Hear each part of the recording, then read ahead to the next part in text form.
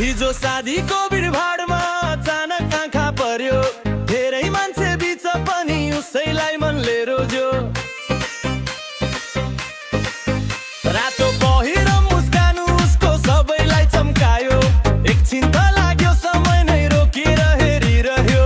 उसले हिँडेको बाटोमा हावा पनि मिठो गुन्जायो, थोरै लजाएर हेर्दा मुटुले नयाँ धुन बजायो।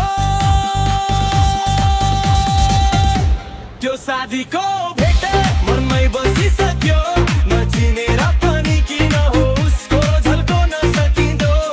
शादीको भेट मनमै बसिसक्यो, नचिनेर पनि किन हो उसको झल्को नसकिँदो।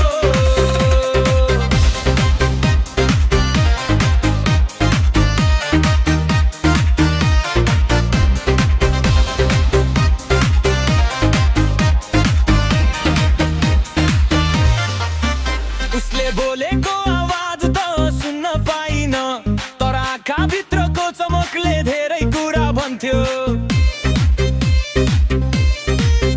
मनले चाहेको चाहना बसे एकचोटि भेट होस्, साधारण कुरा मात्रै भए पनि दुई मन नजिक परोस्। सायद त फरि कुनै दिन भाग्यले देदै देला, नचाहेको भेट नै कहिले काहीँ सबैभन्दा सुन्दर रहेला।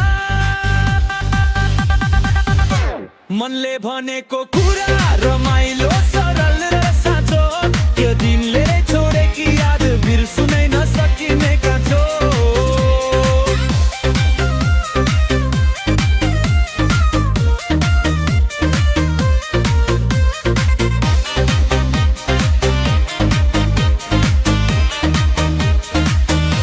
त्यो शादीको भेटोर मात्रै बसिसक्यो, आज भोलि उसको सम्झनाले मन नै रमाइसक्यो।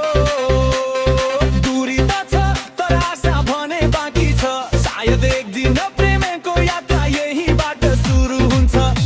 त्यो शादीको भेट मनमै बसिसक्यो, नचिनेर पनि किन